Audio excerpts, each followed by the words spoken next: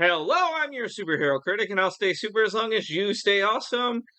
And this year in 2025, we're getting another Superman movie. So let's take a look at the one Superman movie I haven't reviewed yet. Superman Returns.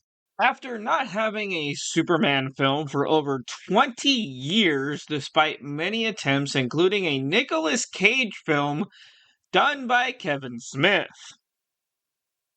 which I believe would have been the funniest Superman concept to ever be put to film. Why didn't we get that movie? In 2006, we were fresh off the success of X-Men and Spider-Man, so DC decided to hire the director of one of those successful directors, Bryan Singer, to take charge of a new film. The movie would be a semi-soft reboot of the Christopher Reeves films, ignoring the third and fourth films, as you should. And it focuses around a returning Man of Steel after leaving Earth in order to investigate the supposed remains of Krypton. It created an extremely darker tone compared to the Reeves films, but would get even darker with Man of Steel. The film would star Brandon Routh as the hero himself, Kate Bosworth as Lois, and Kevin Spacey as Lex Luthor. So let's take a look at Bryan Singer's attempt at a Superman movie, Superman Returns.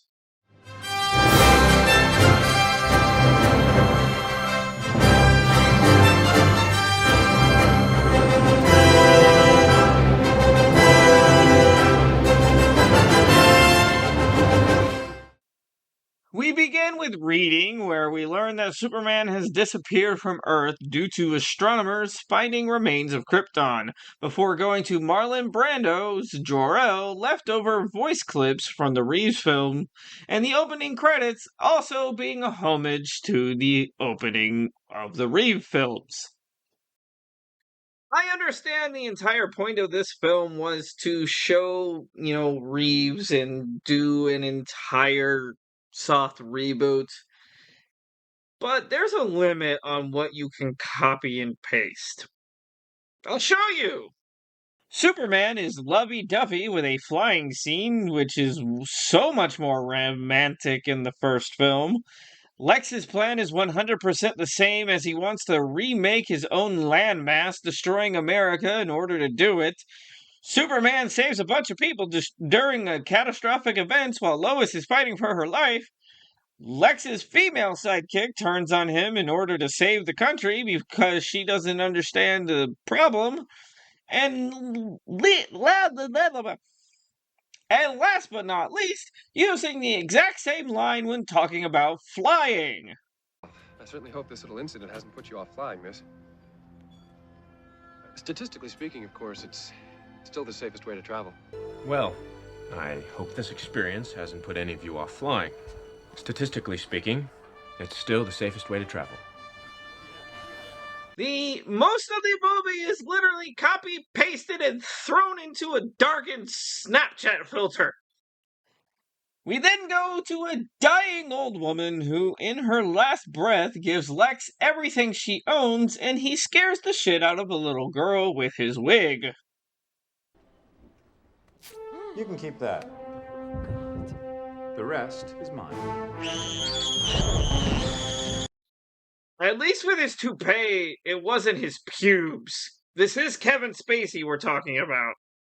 We go to the Kent farm where Martha is trying to enjoy her evening doing dishes when a crash happens as Kal-El returns home in a new Kryptonian ship, while we go to a ship with Lex and his crew as he is once again ranting about ruling the world and seeing himself as a god before they make their way into the Fortress of Solitude, and Lex uses the kryptonite crystals to gain the information from Jor-El's AI. I will never understand how it's so easy for Lex to manipulate these crystals and kryptonite. Like, it's never made clear on how he's able to understand the technology. He just does it. As Superman looks over his farm, we get a random flashback that I believe could honestly be taken out of the film, showing a young and rubber Clark practicing his speed and jumping abilities. And while it's interesting, it honestly just doesn't serve any real purpose other than showing us Clark learning how he can fly. And that's one of the things with this film that I personally feel a lot of these scenes are so lengthened. They could have been taken out and, not have a 2 hour long drag on film. Clark and Martha have a heart to heart as she lets him know how she feels about him leaving, only to find nothing but reminding him he is not alone. Jumping to Clark going back to the planet, literally bumping into Jimmy, played by Josh, from Being Human. And he thanks Perry for his job back. Hey, Chief. Thank you for giving me my job back. Don't thank me. Thank Norm Palmer for dying. It was his time. Boy, that escalated quickly. Clark learns that Lois has moved on, having met a new guy played by James Marsden and had a child with him while also writing the article Why the World Doesn't Need Superman, which she won a Pulitzer Prize for. Lex makes his way back to the mansion. Weren't there two of those? You see, unlike our clunky Earth... Well, I'm not hungry anymore. Lex begins to show his crew a huge city buildingscape made out of models, while Lois is aboard a plane trying to help a shuttle launch into space, and when Kumar drops the small kryptonite in the water, all of the electric devices in the city begin to crash like an EMP went off before the model city begins to get destroyed, complete with hilarious sound effects, like people screaming. The plane, however, is continuing to malfunction as Lois tries to save the life of a woman standing, but Superman jumps into action, removing the rocket, sending it into space.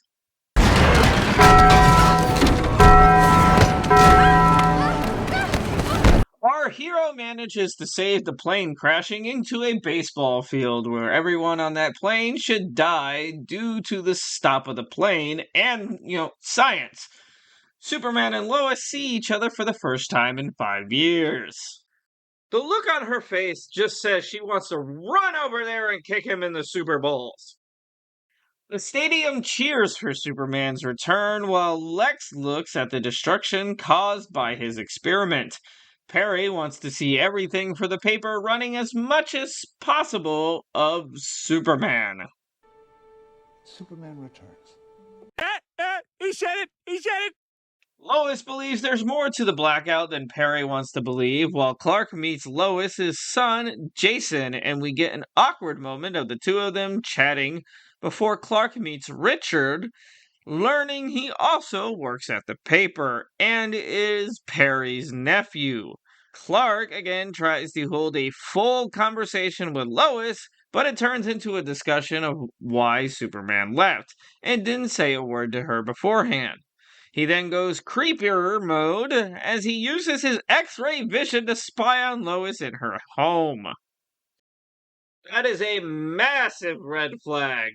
Super perv. From Dicton.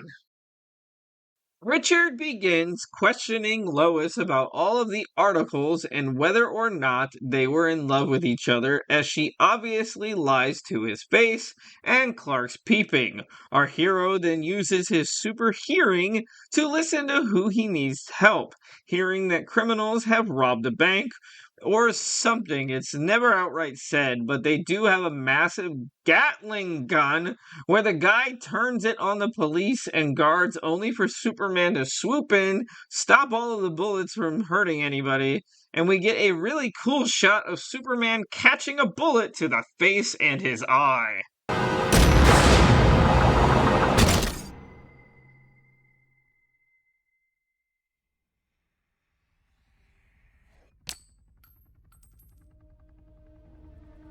It was at this moment that he knew.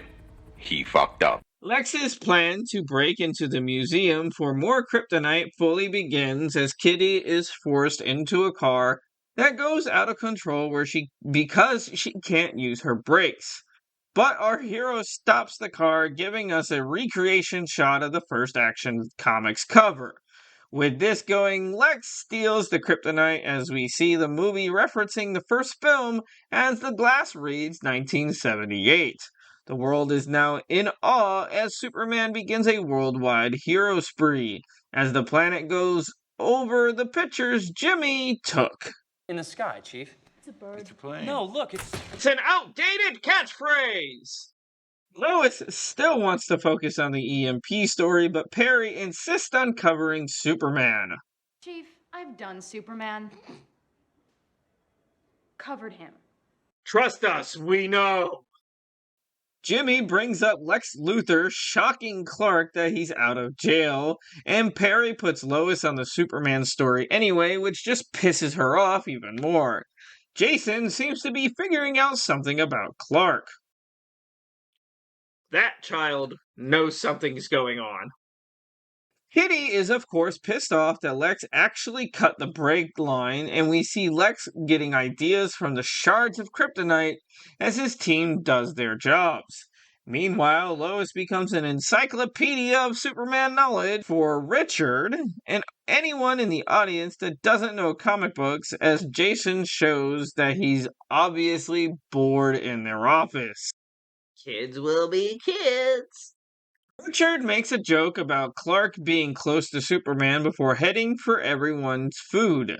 When Lois heads to the roof to smoke a cigarette, Clark peeps on her once again. Our hero finally goes to talk to Lois face to face and agrees to interview, and lets all of it out as Lois also lets him know why she wrote the article after feeling abandoned. He then takes her up into the sky to re-show her his life and why he does what he does. Believe me, Lois, I hear everything around the city. And some people are disgusting. After the romance, the two kiss, making Lois a cheater, and she is frazzled as the group in the planet ask her where she's been. Would you believe I learned how to fly? Clark heads to his fortress to quickly learn his crystals and kryptonite are missing, while Lois breaks into Lex's ship, not realizing it was his ship, turning herself and her son into hostages, before the villain monologues about his plan, revealing he wants to create his own continent by using the kryptonite to form it under the ocean floor. Kitty, what did my father used to say to me? You're losing your hair? Before that. Get out. I feel attacked by both of those statements. Kitty visibly shows that she did not understand Lex's plan in the beginning, as we also get the biggest over-the-top version of someone screaming the word wrong. No, the other thing. Come on, I know it's just dangling out the tip of your tongue. Let me hear it just once, please. Superman will never. Wrong! Wrong, wrong, wrong, wrong. Wrong, wrong, wrong, wrong. You're wrong, you're wrong, you're wrong. As Lex prepares his kryptonite torpedo, Clark and Richard begin trying to track down Lois, while we get a random playing of Heart and Soul by the Goon and Jason. Lois tries to send a SOS fax, but the explosion shuts off the electricity, giving her away. But as the Goon manhandles her, we learn the secret of Jason.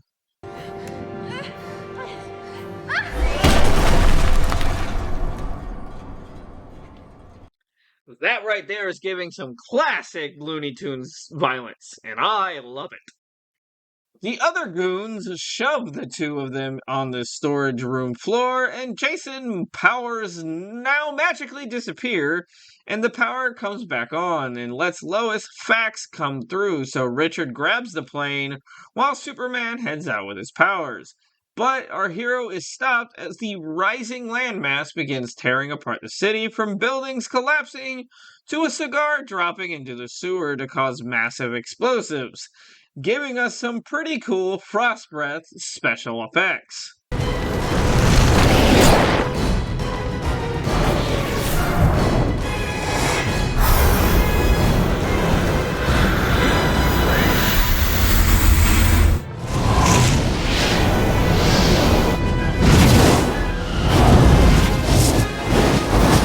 Superman saves the chief from the planet's globe falling on him as the growing landmass shoots a stalagmite through the ship, splitting it in half when Richard tries to save them, creating the second Titanic, as water begins to submerge them as they struggle to climb out of the destroyed ship.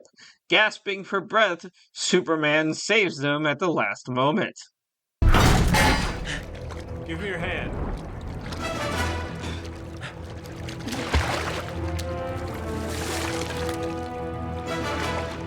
Have you got them? Yeah.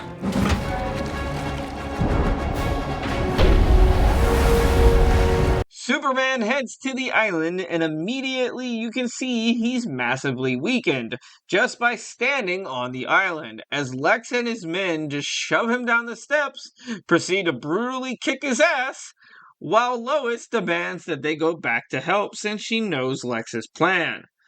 Thinking they've won, Lex continues his beatdown on a weakened Superman, and after shanking him with the shard of kryptonite, he is dropped into the ocean, assumed he is finally dead.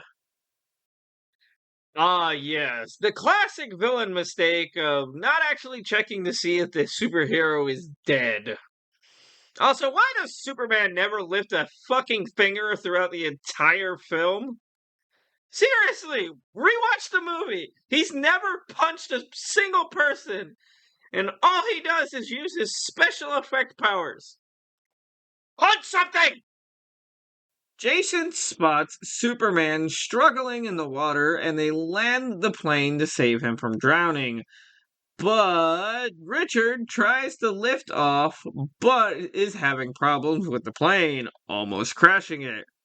I honestly feel it would be hilarious if Richard crashed the plane right there. Just crash the plane in the movie. Let's go.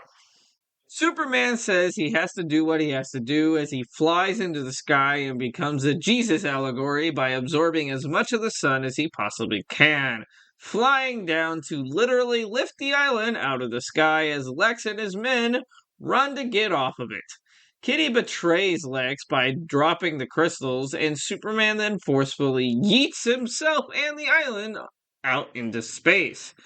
With his extended exhaustion, our hero crash lands back onto Earth.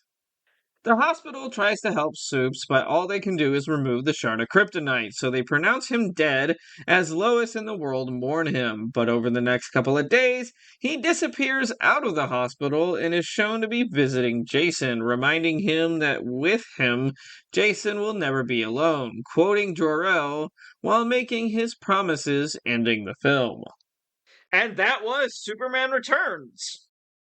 While I originally hated this film when it first came out, over the years it has grown on me, particularly due to the even darker Snyderverse, making it look like the middle ground between Snyder and Reeves.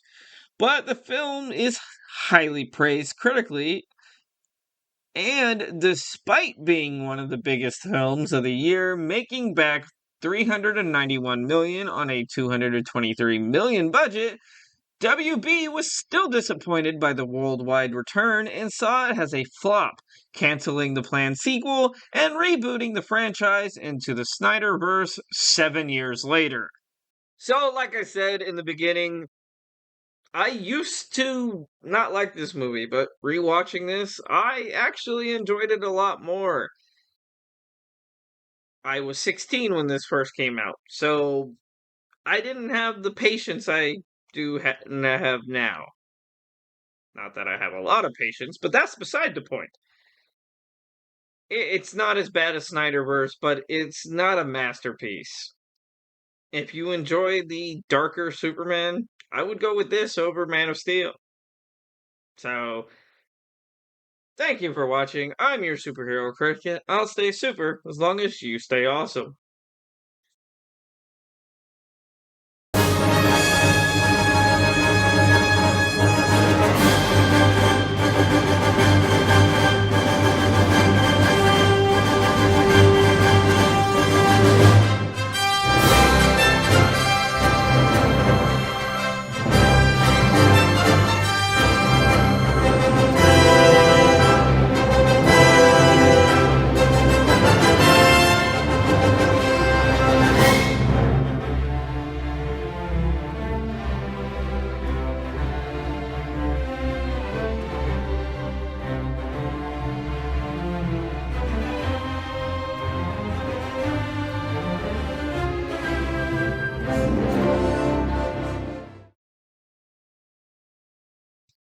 from Dicton. I don't know.